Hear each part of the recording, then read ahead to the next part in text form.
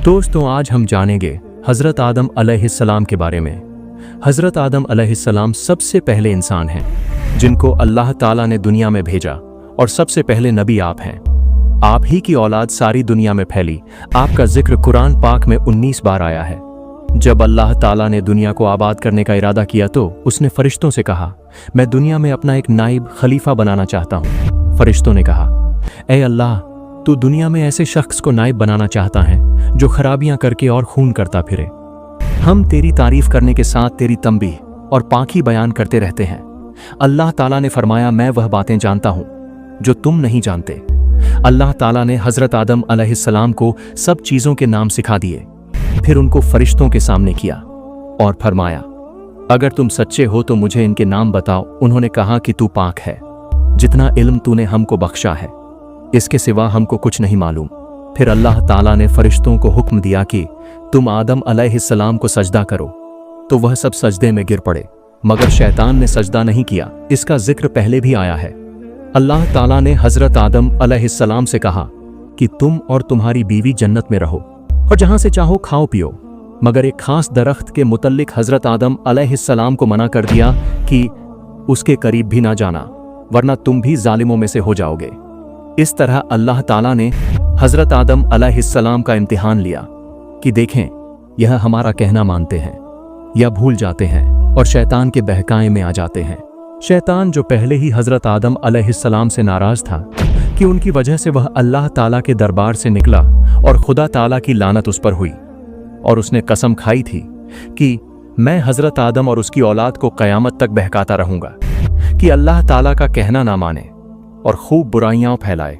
वह हज़रत आदम और उनकी बीवी हज़रत हव्वा अलैहिस्सलाम को बराबर बहकाता रहा कि उस दरख्त का फल तुम ज़रूर खाओ, उसके खाने से तुम फरिश्ता बन जाओगे, जन्नत में से कभी ना निकलोगे। आखिर एक दिन हज़रत आदम अलैहिस्सलाम और उनकी बीवी हज़रत हव्वा भूल से शैतान के बहकाए में आ गए और दरख्त का फल खा लिया। फल खाते ही दोनों नंगे हो गए और जन्नत का लिबास उनके बदन से गायब हो गया, और वह जन्नत के पत्तों में अपने बदन को छुपाने लगे।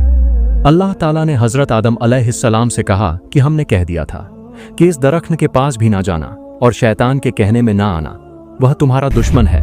तुम उसके कहने में आ गए। अब तुम और हव्वा जन्नत से चले जाओ और दुनिया में जाकर रहो। हज़रत आदम अलैहिस्सलाम को जन्नत से निकलने और शैतान के बहकाए में आने का बहुत रंज हुआ और बहुत अरसा तक अल्लाह ताला से माफ़ी मांगते रहे और रोते रहे कि अल्लाह ताला मुझे माफ़ कर दे।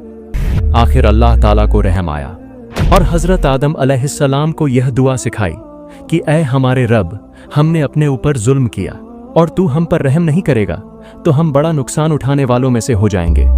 तो हज़रत आदम अलैहिस्सलाम ने यह दुआ बहुत गिड़गिड़ा कर मांगी, और अल्लाह ताला तो बहुत रहम करने वाला है। जब कोई बंदा गुनाह कर लेता है और सच्चे दिल से तौबा कर लेता है कि ऐ अल्लाह, ये गुनाह तो मुझसे गलती से हो गया, आइंदा ऐसा ना करूँगा, तो वह माफ़ कर देता है। चुनांचे हज़रत आदम अलैहिस्सलाम को भी अल्लाह ताला ने माफ़ कर दिया और फिर कहा कि तुम और तुम्हारी औलाद दुनिया में रहो, और यह बात याद रखो कि जब मेरी तरफ से कोई नबी अलैहिस्सलाम मेरी हिदायत लेकर तुम्हारे पास आए तो तुम उसका कहना मानना जो मेरे भेजे हुए नबियों का कहना मानेगा। उसको फिर ना कोई खौफ होगा और ना गम होगा, और जो लोग मेरे नबियों की बात को नहीं मानेंगे और हमारी आयतों को झुठलाएंगे वह दोज़ख में जाएंगे और हमेशा उसी में रहेंगे। इसके बाद हज़रत आदम अलैहिस्सलाम और हज़रत हव्वा अलैहिस्सलाम दुनिया में रहने सहने लगे।